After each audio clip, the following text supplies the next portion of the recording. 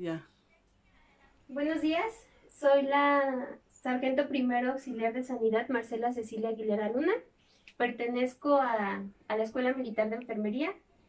Soy de primer año. Mi número de lista es el 1 y voy a impartir 3 exposiciones acerca de la unidad de competencia Fisiología Humana. Mi profesor es el maestro en ciencias Said Fernández Hernández. Vamos a comenzar con el primer sistema, el sistema respiratorio.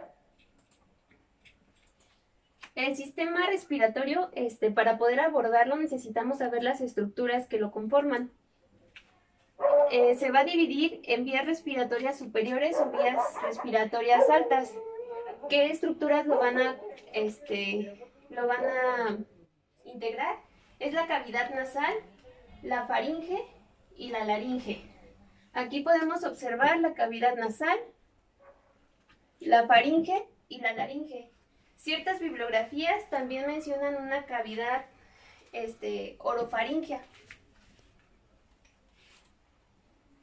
La siguiente división son las vías conductoras.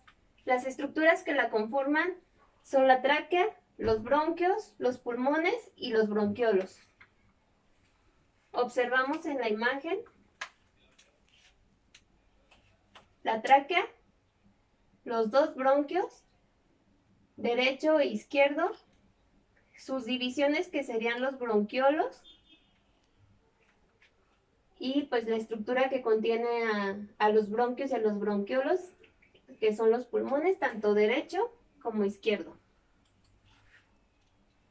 Y la última división son las vías terminales o los alveolos. Aquí observamos el alveolo. De manera interna podemos observar los capilares respiratorios, que es donde se va a llevar a cabo el intercambio. El intercambio de los gases, que es el dióxido de carbono y el oxígeno. Existen estructuras accesorias que nos van a apoyar con el proceso de la respiración, que serían los músculos intercostales. Podemos observarlos aquí entre las costillas, y el diafragma, que es un músculo que nos va a apoyar para que el pulmón suba y se permita el proceso de inspiración y expiración. Cuando hablamos del sistema respiratorio, pensamos en el proceso de la respiración. ¿Qué implica este proceso? Pues es la captación de oxígeno y la eliminación de dióxido de carbono. Este proceso se lleva a cabo en los alvéolos, como ya lo habíamos comentado. Mediante dos procesos se lleva a cabo la respiración. El primero de ellos es la inspiración, que implica un movimiento de amplexación. Durante la inspiración, mi diafragma se va a elevar, lo que va a expandir los músculos intercostales se van a contraer, y esto va a permitir que mi cavidad torácica tenga una mayor amplitud y los pulmones se expandan para que ingrese el aire o el oxígeno. El siguiente proceso es la expiración. Este implica un movimiento de amplexación. Durante este proceso ya se llevó a cabo el intercambio gaseoso en los alvéolos, y lo que va a pasar es que ese dióxido de carbono va a salir a través de todo el circuito respiratorio. Durante este proceso, los músculos intercostales y el diafragma se van a relajar, lo que va a permitir que los pulmones se contraigan y puedan sacar el aire. ¿Cómo va a iniciar el proceso de la respiración? Bueno, pues va a iniciar en las vías respiratorias superiores o vías respiratorias altas. ¿Cómo se lleva a cabo? Cuando yo recibo aire del ambiente. Este aire no cuenta con las características necesarias para ser llevado a los alvéolos. Como podemos observar en la imagen, tenemos microorganismos, el aire va a estar frío y por ende necesitamos darle un cierto proceso para que cuando llegue a los alvéolos esté lo más limpio posible. Se va a iniciar este proceso pues en la cavidad nasal. ¿Qué es la cavidad nasal? Pues es un espacio que está recubierto de mucosa. vamos a tener que se va a dividir a través del tabique nasal en fosa nasal derecha y fosa nasal izquierda. Cada fosa nasal va a poseer 3 cornetes, un cornete superior, un cornete medio y un cornete inferior. Y pues van a estar ciertas estructuras como lo son los senos paranasales, que se van a dividir en maxilar, frontal, esfenoidal y pues las celdas etmoidales. La cavidad nasal lleva a cabo 4 procesos o 4 funciones: la función ventilatoria, la función olfatoria, la función reflexógena y la función fonatoria. Vamos a ir en las siguientes diapositivas vamos a hablar sobre estos 4 procesos. Podemos observar lo que es la cavidad nasal. Aquí se encuentran los cornetes, el cornete superior, el cornete medio y el cornete inferior. A través de estos cornetes se van a formar los meatos. ¿Qué son los meatos? Son las estructuras a través de las cuales el aire va a pasar y va, por ejemplo, el meato superior, el meato medio y el meato inferior. Podemos ver que el meato medio es el más grande de todos los meatos.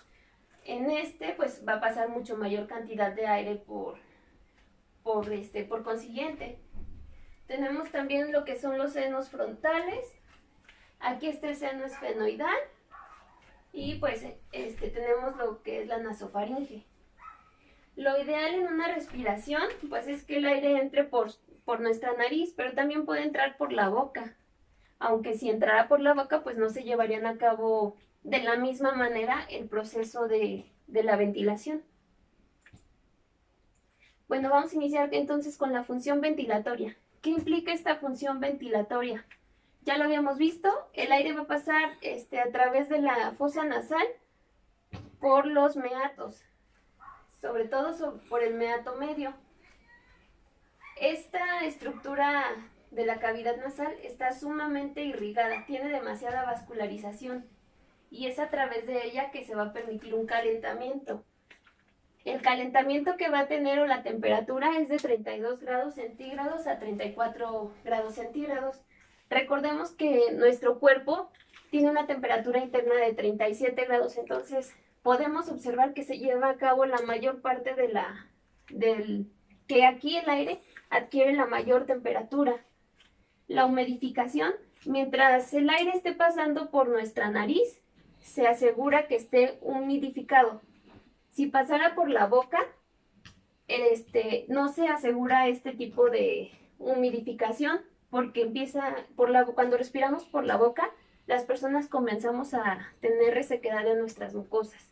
Pero mientras se lleve a cabo a través de la nariz, la humidificación va a estar asegurada y va a ser del 80 al 90%. ¿Con qué estructuras cuenta la cavidad nasal? Para llevar a cabo el proceso de la purificación, pues tenemos el barniz mucoso, que es llevado a través de las células ciliadas. Tenemos un pH del moco que es de 6. Con este tipo de pH no se va a permitir que los microorganismos puedan multiplicarse o reproducirse dentro de nuestra cavidad nasal. El movimiento ciliar pues implica lo que son las vellosidades o los vellos nasales. Y hay una enzima bacteriológica que se va a encontrar en el barniz mucoso. Esta enzima se llama lisozima y esta va a fagocitar o va a actuar sobre los microorganismos. Tenemos aquí en la imagen, pues nos muestra lo que es nuestro epitelio nasal, cómo está revestido por células calciformes que son las que van a producir el moco, y tiene los cilios que van a asegurar que se empiecen a atrapar las bacterias y los virus.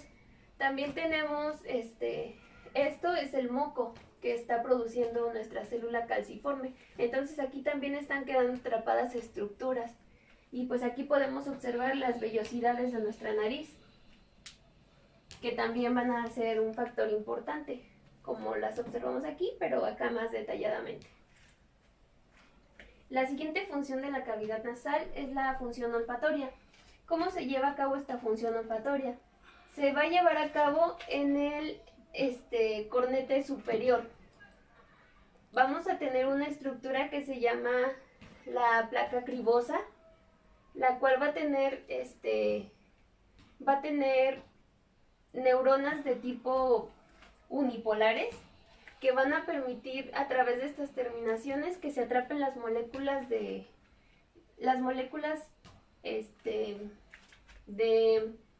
aroma.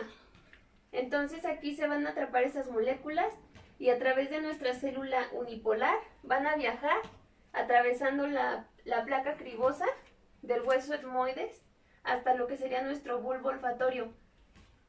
No, como podemos apreciar, no hay ninguna otra estructura, la comunicación es muy directa. Por ende, nosotros vamos a tener una respuesta olfatoria inmediata, porque llega al bulbo olfatorio. La función reflexógena tiene subdivisiones. Vamos a empezar con los reflejos intranasales. Los reflejos intranasales incluyen los reflejos vasomotores, los reflejos secretores y los reflejos motores. ¿Cuáles son los reflejos vasomotores? Cuando entra aire seco o irritantes, se produce una vasodilatación. Aquí vamos a poner un ejemplo. Si hay una persona que va corriendo y corre durante la mañana, el aire frío va a tener una respuesta en su cavidad nasal.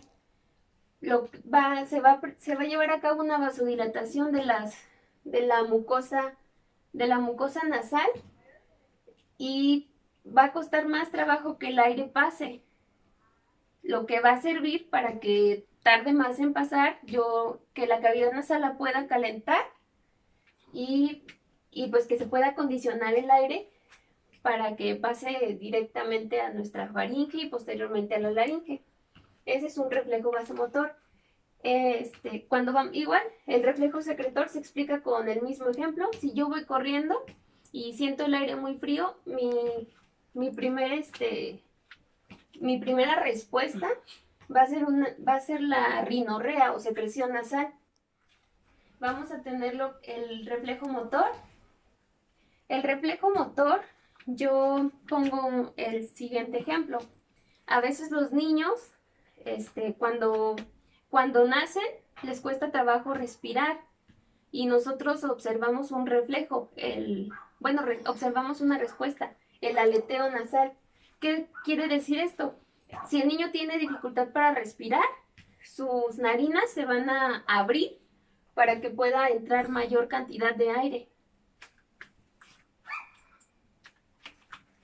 La función reflexógena incluye el reflejo nasorrespiratorio, el nasoestornutatorio y el nasorrespiratorio. El nasoglótico es cuando hay un cierre de la glotis ante alguna irritación química. Por ejemplo, cuando estamos trabajando con el cloro y pues nos irrita, como un tipo de defensa, la glotis se va a cerrar.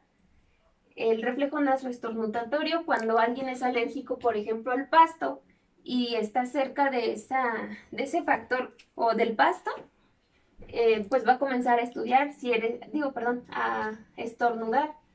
Y el reflejo nasorrespiratorio, cuando nosotros percibimos un olor agradable, pues ¿qué hacemos? Metemos más aire o tratamos de hacer una respiración más profunda. Ese es un reflejo nasorrespiratorio porque olemos algo rico. Por ejemplo, que vas pasando y hueles el pan, pues tratas de inspirar más porque es un olor agradable, pero ese es un reflejo, parte de un reflejo. El siguiente reflejo pues es el nasocirculatorio. ¿Qué reflejos incluye? Pues el nasocardíaco y el nasovascular.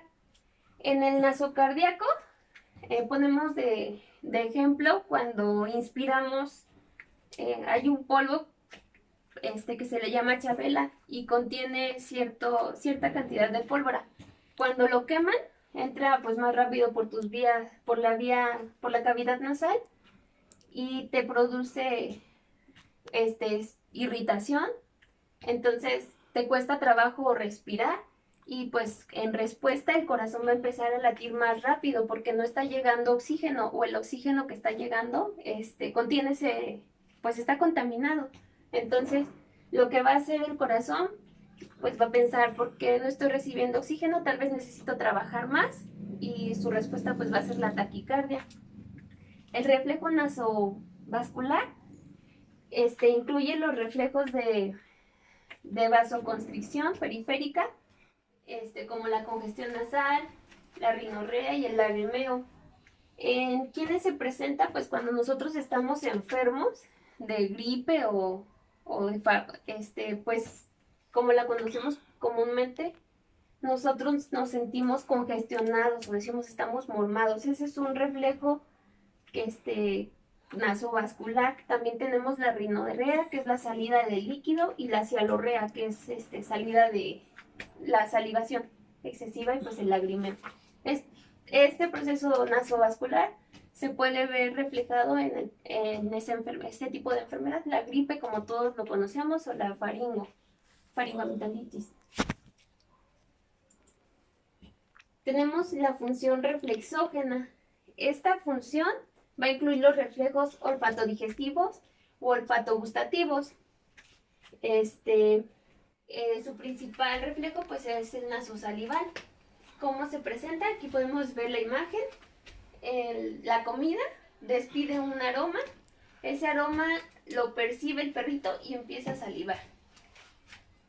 Yo creo que todas las personas hemos tenido este tipo de reflejo, el nasosalival, que ni siquiera comemos todavía el alimento, pero con solo olerlo pues ya se nos empieza a antojar y empezamos a secretar la saliva.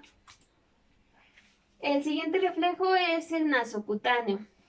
En este reflejo pues se produce cuando con el frío se presenta una vasodilatación de la mucosa nasal, lo que disminuye la entrada de aire, y pues cuando hace calor pues es todo el efecto contrario.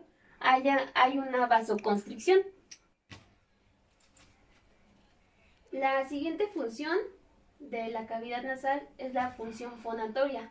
¿Dónde se lleva a cabo esta función fonatoria? Pues se lleva a cabo por las cuerdas vocales. Podemos observarlas en esta imagen. ¿Cómo inicia pues esta función? Cuando hay un flujo de aire que pasa a través de las cuerdas vocales, cuando están cerradas, ese flujo de aire produce una fonación y así es como nosotros podemos hablar. Las cuerdas vocales se van a abrir cuando ingresa el oxígeno y cuando sale pues se van a estar cerradas, y eso es lo que nos va a permitir una función fonatoria. O igual si yo presiono mi nariz y comienzo a hablar, se escucha pues diferente. Eso es una función fonatoria. Cuando se produce una vibración por la salida de aire a través de las cuerdas vocales. Vamos a pasar a otra estructura que es parte de las vías respiratorias superiores. Es la laringe. Pues la laringe es un conducto que va a estar recubierto por mucosa. Las capas de la laringe, pues la laringe es un órgano cavitario. ¿Qué es un órgano cavitario? Que permite el paso del aire. Esa va a ser su función. Está recubierto de mucosa porque va a seguir atrapando las partículas y los microorganismos que aún contiene el aire al pasar de la nasofaringe a la laringe. Como lo decíamos, es un órgano cavitario, entonces va a tener una capa mucosa, una capa muscular y una capa serosa. Ahora sí que su capa pues más importante pues va a ser la capa mucosa, que es la que le va a permitir seguir atrapando estructuras. La función de la laringe pues es impedir el paso de los alimentos a la tráquea y la fonación. La fonación ya la veíamos, que es porque tiene las cuerdas vocales. Y pues ¿cómo va a impedir el paso de los alimentos a través de la tráquea? Por medio de este huesito que se llama hioides, tiene un cartílago y eso va a servir va a ser una tapadera. Cuando yo estoy comiendo a través de mi cavidad bucal, perdón, de mi cavidad oral, perdón, cuando yo estoy comiendo, se va a cerrar esta tapita y la comida va a pasar hacia lo que sería el esófago. Cuando yo estoy respirando va a abrirse y pues va a permitir la entrada del aire hacia la tráquea. Vamos a pasar con las vías respiratorias conductoras. Las vías respiratorias conductoras pues contienen va a ser parte de ellos la tráquea. La tráquea es un conducto semirrígido con forma de cilindro. Podemos observar que está compuesta de anillos. Tiene entre 12 a 16 anillos. La tráquea, al ser un órgano cavitario, pues también va a tener estas tres capas: la capa mucosa, la capa muscular y la capa serosa.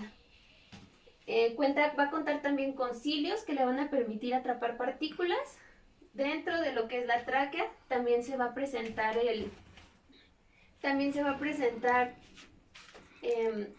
un reflejo, el reflejo tusígeno o la tos. Cuando atrapas una partícula, por medio de la tos se va a tratar de expectorar. La siguiente estructura son los pulmones. Aquí podemos apreciar el pulmón derecho y el pulmón izquierdo. El pulmón derecho va a tener 3 lóbulos: un lóbulo superior, un lóbulo medio y un lóbulo inferior. Va a estar dividido, esos lóbulos van a contener las cisuras, que son divisiones de esos lóbulos. Y vamos a tener el pulmón izquierdo. Va a tener 2 lóbulos nada más y pues también cuenta con sus cisuras, la cisura oblicua. Internamente, ¿cómo va a estar este pulmón? Pues va a tener 2 tipos de pleuras: la pleura visceral y la pleura parietal. La pleura visceral es la que va a estar más cercana o la más interna de los pulmones. La pleura parietal es la que va a encontrarse más externa y es la que va a estar en contacto con los músculos intercostales, que le van a permitir la expansión o la relajación a los pulmones. Dentro de estas pleuras podemos observar líquido pleural. Este líquido va a permitir que haya una lubricación de los pulmones. La siguiente estructura son los bronquios. Los bronquios son conductos tubulares fibrocartilaginosos. Los bronquios es la bifurcación de la tráquea. Hay un bronquio derecho y un bronquio izquierdo. La manera en la que van a entrar los bronquios a los pulmones es a través del hilio pulmonar, que cuando se escucha la palabra hilio es una estructura que permite la entrada en cualquier tipo por ejemplo aquí en los pulmones, pero también existe un hilio renal. Los bronquiolos pues son las ramificaciones de lo que serían de lo que sería el bronquio. Los bronquiolos se van a dividir en bronquiolo terminal. Aquí podemos observar la división de los bronquios. Tenemos un bronquio principal, un bronquio secundario y un bronquio terciario. Y posteriormente vienen los bronquiolos y el bronquiolo terminal. Creo que aquí existe también otro tipo de bronquiolos que se llaman bronquiolos respiratorios. ¿Por qué respiratorios? Porque ya aquí se encuentran lo que serían los alvéolos. Vamos con las vías terminales. Las vías terminales pues son los alvéolos. ¿Y qué son los alvéolos? Son las estructuras más importantes de nuestro sistema respiratorio, porque en ellas se va a llevar a cabo el intercambio de oxígeno y de dióxido de carbono. Podemos apreciar de manera externa estos alvéolos parecen racimos de uvas. Nuestro pulmón está lleno de muchas de estas estructuras. Tenemos aquí lo que serían de manera interna. Podemos observar que hay arteriolas y vénulas que se van a conectar dentro de los alvéolos y que van a permitir ese intercambio. Aquí en la siguiente imagen, cuando yo respiro, ingresa el oxígeno a mi cuerpo y ese oxígeno va a pasar a través de ese oxígeno se va a pegar a lo que serían los eritrocitos o células rojas y específicamente pues en la hemoglobina. Ahí es donde se van a pasar. Y pues a través de aquí van a pasar a la circulación de todo el cuerpo o la circulación mayor para seguir oxigenando, para llevar ese oxígeno al cuerpo. Cuando se lleva a cabo este intercambio de oxígeno, el oxígeno entra y el dióxido de carbono sale. Cuando el dióxido de carbono sale, es para pasar el proceso a través de todas las estructuras que mencionamos y que pueda salir de nuestro cuerpo. Ese es el proceso de expiración. Esto es inspiración y esto es expiración. Esta función del intercambio gaseoso se llama hematosis, que es cuando yo recibo oxígeno y dióxido de carbono y se lleva a cabo pues a nivel de los capilares alveolares. Ahora vamos a hablar un poco de lo que serían los volúmenes pulmonares. Vamos a poner el siguiente ejemplo. Los volúmenes pulmonares van a ser 4. El ejemplo es el siguiente. Yo le pido a una persona que respire normal. Y aquí lo vemos representado. Esta es una respiración normal o también llamada volumen corriente o volumen tidal. ¿A cuánto va a equivaler este volumen corriente? A 500 mililitros. Ahora yo le pido a esa persona que meta aire. Este proceso de inspiración se le va a llamar volumen de reserva inspiratoria, que es una respiración que está fuera de una normalidad. ¿A cuánto va a equivaler esta respiración? A 2500 mililitros. Seguimos con la persona y le digo que siga respirando normal. Esto es volumen corriente, equivalente a 500 mililitros. Ahora le pido que saque el aire que metió. Cuando yo le pido que saque el aire, esto se va a llamar volumen de reserva expiratorio. Equivale a 1200 mililitros. Como sabemos, el pulmón no se puede quedar sin oxígeno. Siempre guarda un contenido. A eso se le va a llamar volumen residual y pues también va a equivaler a 1200 mililitros. Es así como en esta gráfica vemos representados los valores de una respiración normal y de una expiración. Como conclusión, podemos decir que el sistema respiratorio es sumamente importante. Una persona puede tardar hasta 72 horas sin comer, pero sin respirar puede morir en segundos. Entonces, todo este proceso de la respiración es sumamente importante. Vamos a seguir hablando del sistema digestivo. ¿Qué es el sistema digestivo? El sistema digestivo es como una máquina que va a permitir el proceso de la metabolización de los alimentos. Sus funciones pues es la digestión, la absorción, tiene funciones también inmunitarias y excretoras. Vamos a iniciar con la cavidad oral. La cavidad oral es la encargada del ingreso de los alimentos. También en ella se va a formar el bolo y se va a lubricar este bolo a través de las glándulas salivales. A través de esa lubricación se va a permitir que el alimento se pueda deglutir, es decir, que pase a otra área del sistema digestivo. Las estructuras que forman parte de la cavidad oral son los dientes. Los dientes son los órganos que reducen a porciones grandes de alimento a porciones más pequeñas, es decir, las trituran. En los niños, un niño tiene 20 dientes caducos o también llamados dientes de leche y un adulto tiene 32 piezas dentarias. Los dientes se van a dividir en dientes incisivos. Tenemos 4 en la cavidad, en la parte superior y 4 en la parte inferior. Los caninos, que van a permitir desgarrar los alimentos, son 2 en la parte superior y 2 en la parte inferior. La función de los incisivos va a ser morder o tomar los pedazos de comida. Los premolares y los molares nos van a permitir la trituración de ese alimento. Cuando una persona pierde alguna de sus piezas dentales, pues el proceso de la masticación o el proceso mecánico pues se va a ver afectado.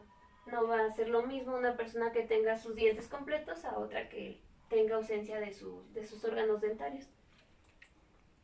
¿Cuáles son las capas de nuestro diente? Pues el diente se va a dividir en corona, en cuello y en raíz. La raíz va a contener el conducto radicular. En el conducto radicular va a estar toda la inervación y toda la irrigación de ese órgano dental. En la parte de la pulpa, perdón, del cuello, va a contener la encía y restos de la pulpa. Y la corona va a incluir el esmalte y la dentina. El esmalte es la estructura que le va a permitir al diente tener esa coloración blanquecina. Y va a ser importante en el proceso de la trituración porque a través del esmalte es muy duro, entonces nos va a permitir la trituración de ese elemento también. Otras estructuras que participan dentro de la digestión mecánica van a ser las glándulas parotídeas. Bueno, ya esto más bien sería una digestión química, porque las glándulas salivales van a producir enzimas que van a permitir la degradación. Esto sería una degradación química. Las principales glándulas son la glándula parotídea, la glándula submaxilar y la sublingual. Aquí podemos observar a cada una de ellas.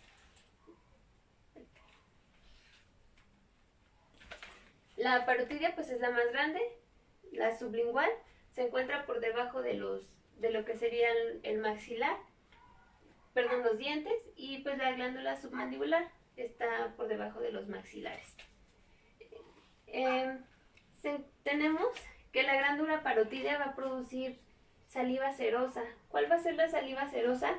Va a ser una secreción fina que va a producir la amilasa salival, que es la principal saliva del cuerpo. La amilasa salival, pues es una enzima. La glándula sublingual va a producir saliva mucosa. Esta secreción mucosa va a contener mucina. Y la glándula submandibular va a ser una secreción mixta la que produzca. Va a tener tanto amilasa salival como mucina. Existen otras glándulas que son menores, contribuyen más o menos un 10% del aporte de saliva.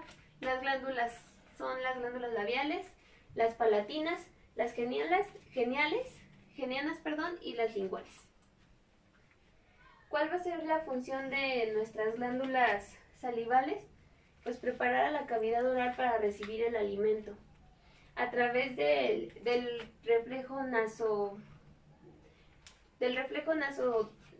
un reflejo nasosalival. Es decir, yo huelo el alimento y voy a comenzar a secretar la saliva. Cuando yo como el alimento, mi boca ya va a contener esa saliva y se va a llevar a cabo más rápido el proceso de la formación del bolo alimenticio. Y también va a constituir una barrera inmunológica, debido a que la saliva tiene un pH de 6.35 a 6.85, lo que lo va a hacer un medio que no es el adecuado para la proliferación bacteriana. Como dato, pues la saliva contiene 99.5% de agua, contiene las inmunoglobulinas A. Ahí está también otro ejemplo de una barrera inmunológica. Contiene lo que es la lisozima, que también va a actuar como una barrera inmunológica. Es una enzima que fagocita a los microorganismos, y pues las enzimas que ya habíamos mencionado, que van a permitir que se degrade ese alimento. Otra estructura que se encuentra dentro de la cavidad bucal es la lengua. La lengua es un músculo estriado esquelético. ¿Qué significa que sea un músculo estriado esquelético? Que yo voy a poder moverla a mi voluntad. La lengua va a contener 5 tipos de papilas. La papila está representado los tipos de sabores que yo voy a percibir con mi lengua. En la parte más interna, vamos a tener lo que sería el sabor amargo. En los laterales se encuentra el ácido. En la parte del centro vamos a tener el sabor umami. ¿Qué es el sabor umami? Es el más delicioso. Así lo vamos a definir. La cosa más deliciosa que puedas probar. Ese es el sabor umami. El sabor salado también se encuentra en los laterales, pero son en los que están en la parte inicial de la lengua. Y el sabor dulce se encuentra en la punta de la lengua. Aparte de permitirnos percibir los sabores, la lengua también nos va a permitir deglutir el bolo alimenticio. Vamos a continuar con el esófago. El esófago es una estructura muscular.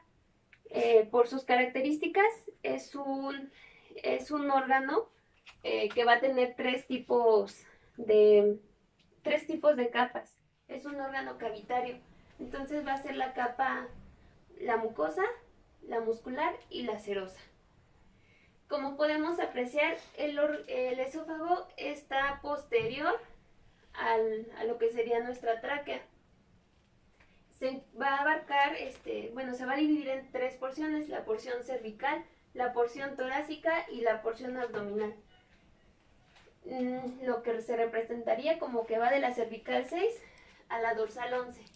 La función del esófago es transferir el bolo, es decir, permitir su paso hacia lo que sería ya el estómago. Aquí podemos apreciar las capas del esófago. Tenemos la capa mucosa, la luz del esófago, la capa mucosa, después seguiría una capa submucosa. Aquí comenzamos a ver la capa muscular. Va a contener músculo circulatorio y músculo longitudinal. ¿Para qué le va a servir estos músculos al esófago? Para que se pueda llevar a cabo a través de un proceso de peristalsis el paso del bolo alimenticio. El esófago va a contener dos esfínteres, uno superior y uno inferior, que se va a conectar directamente a lo que sería el estómago. Aquí podemos apreciar el esfínter esofágico superior y el esfínter esofágico inferior. También tenemos un hiato esofágico, que es la abertura que tiene el diafragma para permitir el paso del esófago hacia lo que sería el estómago. Y vemos cómo va el bolo alimenticio desde la cavidad oral, donde se formó, hacia el esófago, a través de la peristalsis de la que ya habíamos hablado. El estómago es una bolsa muscular que funciona principalmente como un reservorio. ¿Qué es lo que va a tener aquí el estómago? Pues va a ser una bolsa que va a contener el bolo alimenticio. Aquí el bolo alimenticio se va a transformar en el quimo. ¿Cómo se transforma en quimo? Cuando se une a los jugos gástricos este bolo alimenticio. Ahí va a adquirir ese nombre. Las capas del estómago es el cardias o esfínter esofágico inferior, el fondo, el cuerpo, el antro y el esfínter pilórico o el píloro. Aquí está otro esfínter.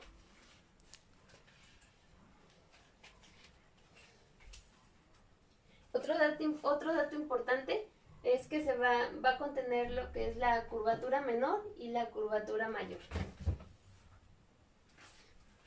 ¿Cuáles son las glándulas y en qué porciones del estómago se van a estar produciendo? Bueno, va a tener dos tipos de glándulas el estómago. Las glándulas gástricas, que van a constituir el 80% de la secreción y se van a producir en el fondo y en el cuerpo. Y las glándulas pilóricas, que se van a producir en el antro y constituyen el 20%. Podemos apreciar el tipo de ácidos el tipo de secreción que van a tener cada una de las glándulas. Las glándulas gástricas van a tener el ácido clorhídrico, el pepsinógeno, el factor intrínseco, que es un factor que permite la absorción de la vitamina D, y el moco. Y las glándulas pilóricas van a tener el moco, la gastrina y la somatostatina. Aquí más específicamente apreciamos las células que van a producir cada uno de estos ácidos. Por ejemplo, las células parietales van a ser las encargadas de excretar el ácido clorhídrico y el factor intrínseco. Las células pépticas van a secretar el pepsinógeno, las células mucosas el moco, las células enterocromáfil, la histamina, y las glándulas pilóricas, las células G. En las glándulas pilóricas, las células G, la gastrina, y las células D, la somatostatina. Vamos a tener también células mucosas alrededor de en todo el estómago. ¿Cómo se lleva a cabo este proceso? Por ejemplo, cuando yo observo algún alimento, mi cerebro comienza a producir la acetilcolina, y esta acetilcolina actúa a nivel de las capas del estómago para ir preparándolo para la ingestión del alimento. Cuando yo ya comí cuando ya el alimento o el bolo alimenticio llega a mi estómago, se van a activar estas dos a través de las células G y las células enterocromáfiles, se van a activar la gastrina y la histamina, y se va a producir las células parietales van a comenzar a producir el ácido clorhídrico y las pepsinas y las proteínas como el pepsinógeno. Aquí es donde se va, a través de de la activación de estos tres procesos, acetilcolina, gastrina e histamina, en el estómago se produce el ácido clorhídrico y la pepsina. Cuando la producción de ácido clorhídrico ya es demasiada y ya se llevó a cabo la formación del quimo, las células D van a producir la somatostatina, y esta va a ser encargada de inhibir el proceso de las células parietales, el proceso de la producción de ácido clorhídrico. Las funciones del estómago, pues, es la digestión de proteínas, la formación del quimo, que es la unión del jugo gástrico y el bolo alimenticio, la absorción de agua y pues la producción del factor intrínseco. Vamos a pasar ahora al intestino delgado. El intestino delgado se va a dividir en duodeno, yeyuno e ileón. ¿Qué tipo de capas va a tener? Va a tener, como ya sabemos, al ser un órgano cavitario, va a tener una capa mucosa, una muscular y una serosa. Pero también va a tener vellosidades intestinales. Aquí podemos apreciar la capa muscular circulatoria y la muscular longitudinal, y su capa serosa y la submucosa, y pues eso sería la mucosa. Las funciones del duodeno: cuando el estómago va a pasar el quimo hacia lo que sería la porción del duodeno, el duodeno va a comenzar a producir bicarbonato. ¿Para qué le va a servir? Para que cuando llegue ese quimo que es rico en ácidos, no lo queme y a través del bicarbonato se neutralice. El duodeno se va a dividir en 4 porciones: la porción superior, la porción descendente, que va a ser la encargada de la emulsificación de las grasas, la porción horizontal y la porción ascendente.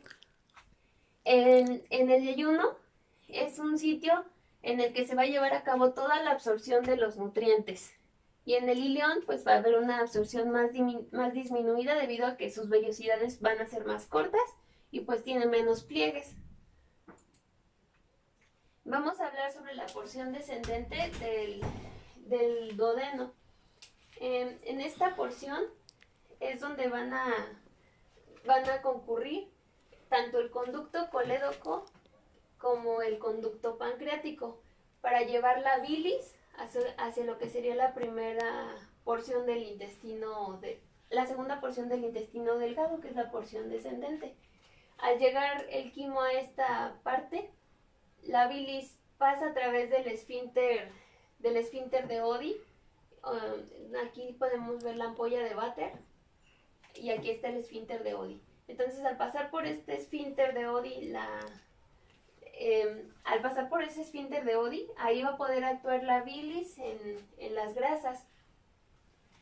Cuando el alimento llega automáticamente a la segunda porción del duodeno, la vesícula biliar se empieza a contraer y es así como permite que la bilis pase hacia lo que sería el duodeno.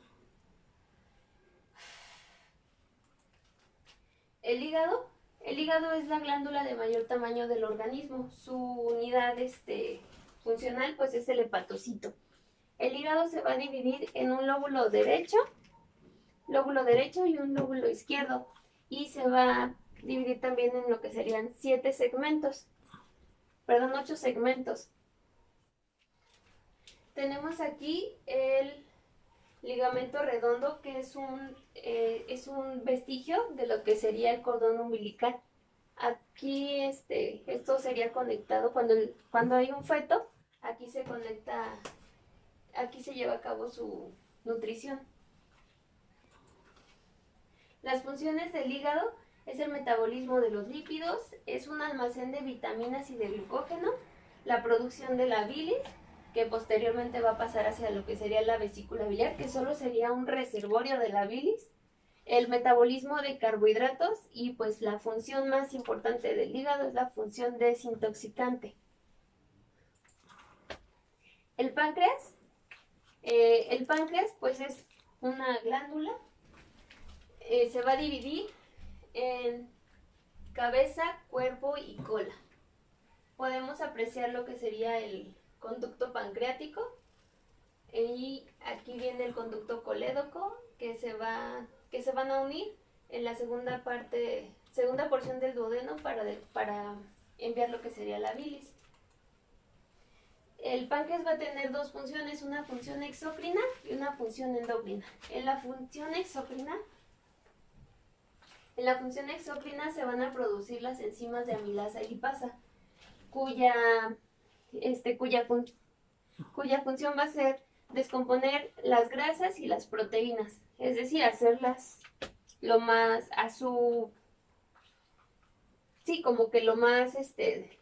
lo más sencillo, su estructura más sencilla. Y la función endocrina, que va a ser la producción de las hormonas de insulina. Estas se llevan a cabo en los islotes de Langerhans, y pues la producción del glucagón. ¿Para qué nos va a ayudar la hormona de la insulina? Pues nos va a permitir regular la glucosa en sangre. Y el glucagón, ¿cómo se lleva a cabo su función? Cuando nosotros tenemos un ayuno prolongado, el páncreas toma esas reservas de glucagón y las empieza a procesar para que se transformen en glucosa y puedan ser llevadas a través de nuestro torrente sanguíneo para cumplir con las funciones de todo el cuerpo, aunque no tengamos alimento. Esa es la función. Podemos apreciar las células exócrinas de lo que sería el páncreas. Aquí están las células del conducto que secretan también el bicarbonato. Si recordamos, el bicarbonato pues nos va a permitir que cuando el quimo pase al duodeno se pueda, como viene muy ácido, pues con el bicarbonato se neutraliza. Y hay células endocrinas, las células endocrinas del páncreas, que son las que nos van a producir las hormonas de las que ya habíamos hablado, que son la insulina y el glucagón. Y las exócrinas, vamos a pasar ahora a lo que sería el intestino grueso o colon. El intestino grueso sirve como un reservorio para el almacenamiento de los desechos. En el intestino grueso todavía se llevan a cabo procesos de absorción antes de su eliminación a través de la defecación.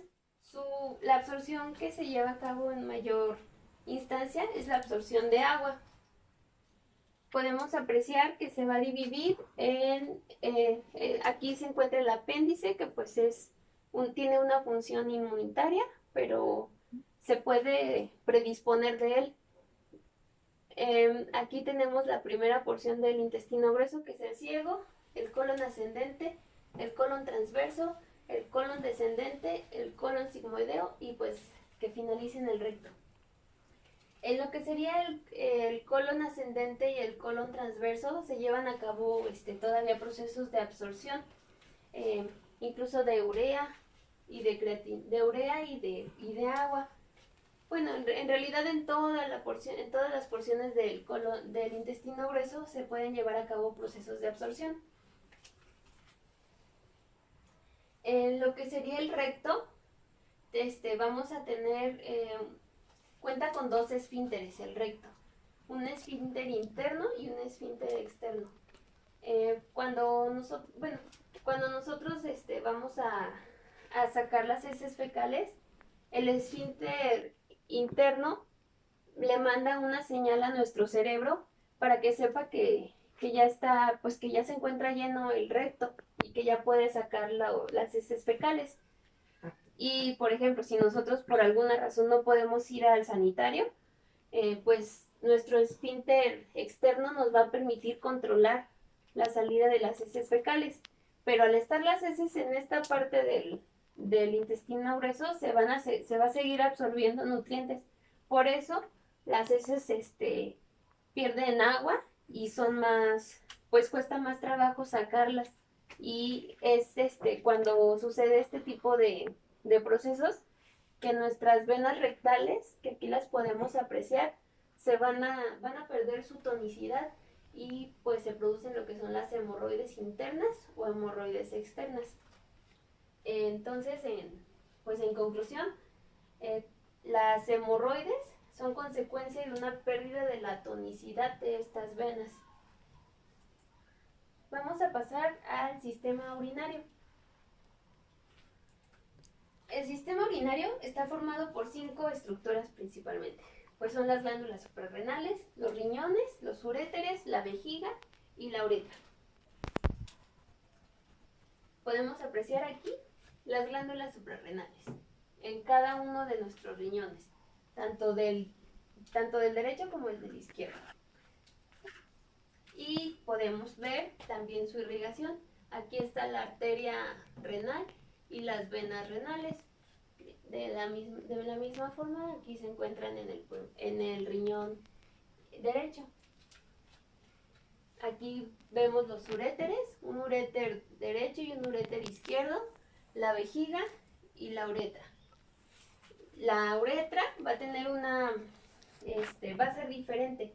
La uretra femenina es más corta y la uretra masculina, después de la vejiga viene una glándula accesoria que se llama próstata y la uretra pasa por esta estructura y pues por obvias razones va a ser mucho más grande la uretra masculina.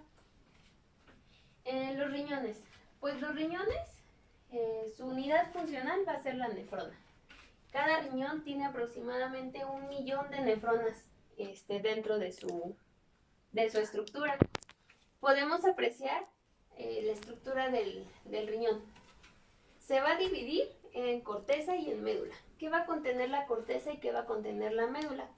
Las pirámides renales van a estar entre estas dos estructuras. Las pirámides renales están entre estas dos estructuras.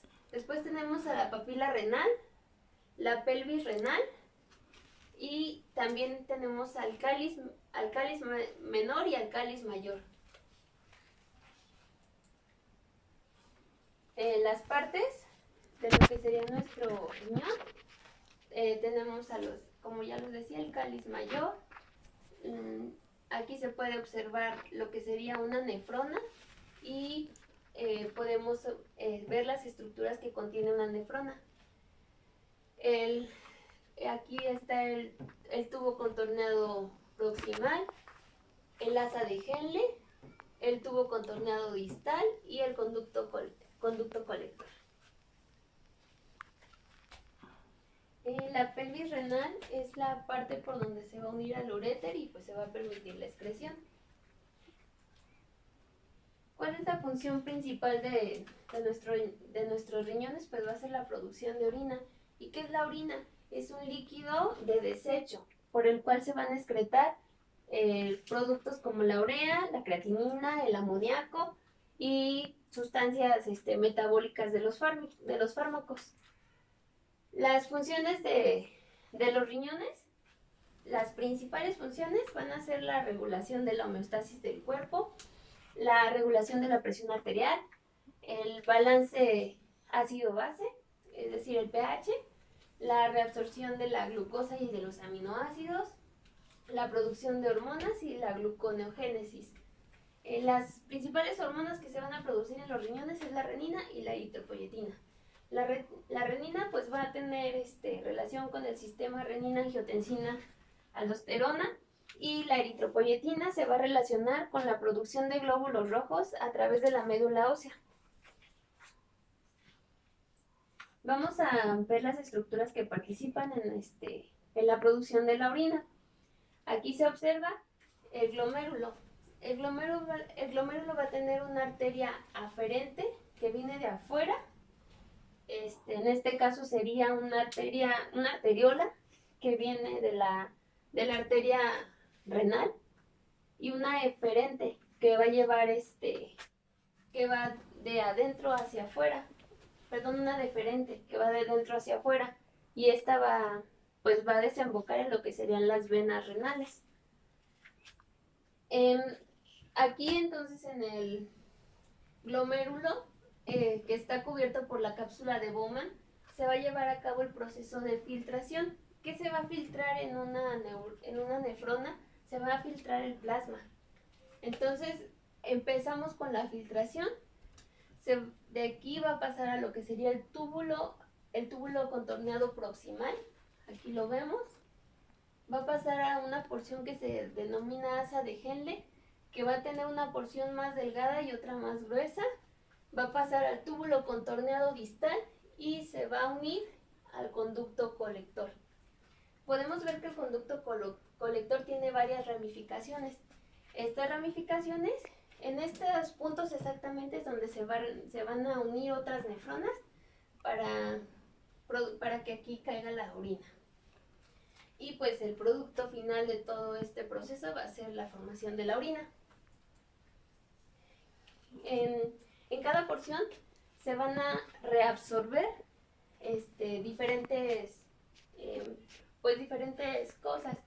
Por ejemplo, en el túbulo contorneado proximal se van a absorber sodio, calcio, se va a absorber agua, aminoácidos y glucosa. Es la única porción donde se van a absorber los aminoácidos, donde se van a reabsorber los aminoácidos y la glucosa, en la porción que corresponde al túbulo contorneado proximal. De ahí vamos a pasar al asa de Henle. Como les decía, tiene una parte más delgada. Aquí se va a absorber agua. ¿Por qué se va a absorber agua? Porque en la parte externa va a haber mucho sodio. Entonces, por ósmosis se va a llevar a cabo la absorción de agua. En la parte más gruesa del asa de Henle se van a seguir absorbiendo electrolitos como el sodio, el cloro, el sodio y el cloro. Y en el túbulo contorneado distal se va a absorber igual los electrolitos y iones hidrógeno.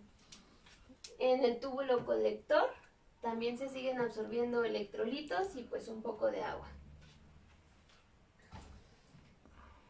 Vamos a hablar ahora de la orina. Pues la orina es de color ámbar, tiene un pH de 4.8 a 7.5, su olor es a amoníaco por el tipo de residuos que tiene, y el 95% de su composición va a ser agua. Va a tener urea, creatinina y ácido úrico, y cuando sale la orina tiene un aspecto turbio, pero ya cuando se sedimenta, ya se ve más concentrado, más amarilloso. Vamos a hablar sobre el sistema renina-angiotensina-aldosterona. ¿Cómo se lleva a cabo este sistema? Cuando la arteriola aferente detecta que hay una hipovolemia, es decir, una disminución del volumen, estimula a que el sistema yuxtaglomerular, a través de la mácula densa y de las células yuxtaglomerulares, produzcan renina en el riñón. Esta renina va a actuar sobre el angiotensinógeno que se va a producir en el hígado. Cuando actúa, va a convertir en angiotensina 1. La angiotensina 1 es un dodecapéptido, es decir, tiene 10 aminoácidos. La enzima convertidora de angiotensina se va a producir posteriormente en los pulmones y va a actuar sobre esta angiotensina 1, produciéndonos una angiotensina 2 que solo va a contener 8 aminoácidos. Los principales, digamos así como efectos que va a tener la presencia de la angiotensina 2 va a ser a nivel de los vasos sanguíneos. De los vasos sanguíneos va a producir una vasoconstricción.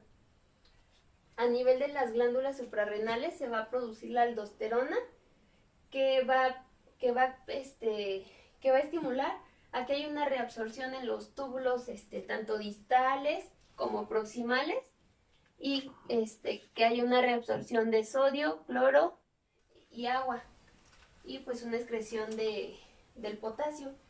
A nivel de los tubos también se produce, independientemente del efecto de la aldosterona, también se produce una reabsorción tubular para tratar de aumentar ese volumen sanguíneo. Se produce la reabsorción del sodio, el cloro, el agua y pues la excreción del potasio. A nivel de la pituitaria, esta va a estimular a que se produzca la hormona antidiurética o vasopresina, la cual va a actuar en el túbulo colector para que éste absorba agua. Como recordamos, el túbulo colector es la última fase de nuestra nefrona. Entonces, cuando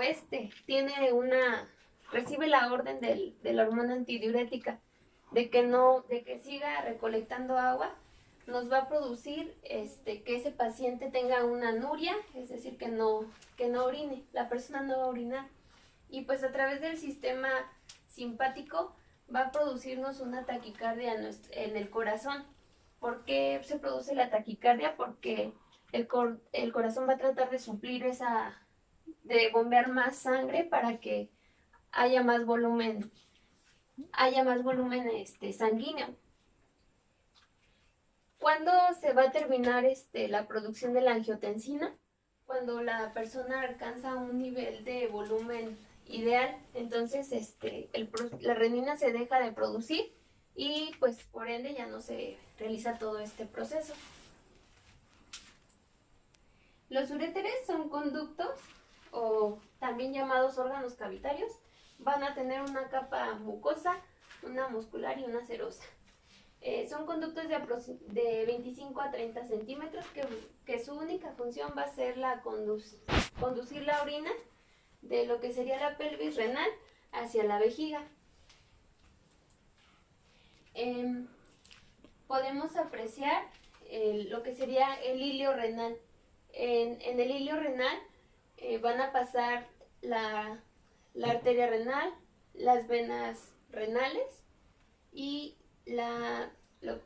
lo que sería la pelvis renal para llevar hacia lo que sería el uréter. Entonces a esto se le conoce como hilo renal, la abertura que permite el ingreso a los riñones. La vejiga es un órgano hueco musculomembranoso. Su función principal pues va a ser contener la orina que viene desde los riñones a través de los uréteres. Con respecto a la pelvis, va a guardar una situación media, se encuentra en la parte media de la pelvis. Al ser un órgano cavitario, pues va a contar con las tres capas, la capa mucosa, la capa muscular y la capa serosa, que aproximadamente puede guardar entre 250 a 500 mililitros de orina. Dentro de lo que sería nuestra vejiga, se va a producir los uréteres van a llegar a lo que serían los orificios ureterales y aquí existe un orificio uretral. Podemos apreciar que se forma un triángulo y a esta formación se le va a conocer como el trígono. La vejiga va a contener un músculo, el músculo detrusor, que va a ser el encargado de producir el reflejo de la micción o la contracción de la vejiga. Va a contener un esfínter interno y un esfínter uretral externo. Podemos apreciar cómo la vejiga va a cambiar de una capa muscular a una capa de epitelio estratificado no queratinizado, que sería cuando llega a lo que sería el esfínter uretral externo. La uretra pues es un conducto excretor de orina que se extiende desde lo que sería la parte inferior de la vejiga, la parte superior de la vejiga, hasta lo que es el meato urinario. La uretra va a ser diferente, tanto en el hombre como en la mujer. Podemos apreciar que la uretra de la mujer es más corta, lo que la va a predisponer a infecciones urinarias, porque los microorganismos van a poder entrar más fácilmente hacia lo que serían la vejiga. Y en el hombre pues es mucho más grande y va a tener otro tipo de funciones aparte de la función de la eliminación de la orina. La uretra vamos a hablar sobre lo que sería la uretra masculina.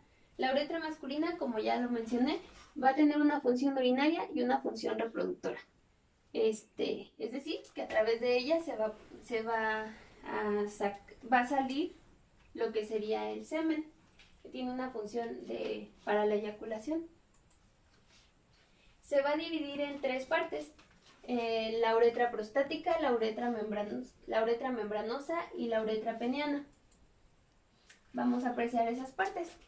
Esta estructura sería nuestra uretra prostática porque atraviesa la próstata.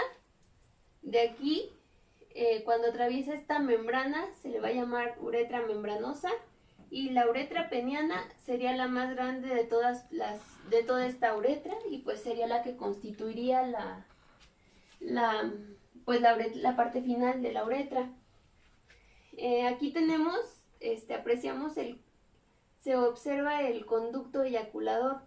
Es a través de este conducto eyaculador que también van a salir los espermas hacia lo que sería la vagina de la mujer.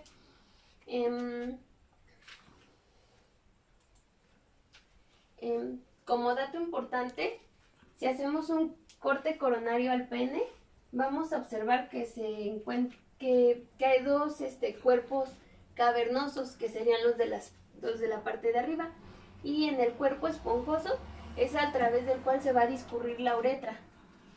Entonces ese es como dato importante. Vamos a hablar de lo que sería la uretra femenina. La uretra femenina va a tener una parte proximal y una parte distal. Esa va a ser su separación. La parte proximal pues es la más cercana a la vejiga y la parte distal es la más alejada. Podemos observar que es muy corta que es muy pequeña, entonces por eso pues tenemos más predisposición a las infecciones. Como característica en común, la uretra masculina y la uretra femenina tienen lo que serían las glándulas de Litre. Y estas glándulas son las encargadas de la producción de moco. ¿Por qué va a servir el moco en lo que sería todos los conductos del sistema urinario? Nos va a servir porque la orina es sumamente ácida. Entonces va a ser a través de este moco que los microorganismos, que se va a proteger el tejido de la orina, de la acidez de la orina, y pues también para atrapar los microorganismos como medio de protección. Y pues sería todo. Gracias.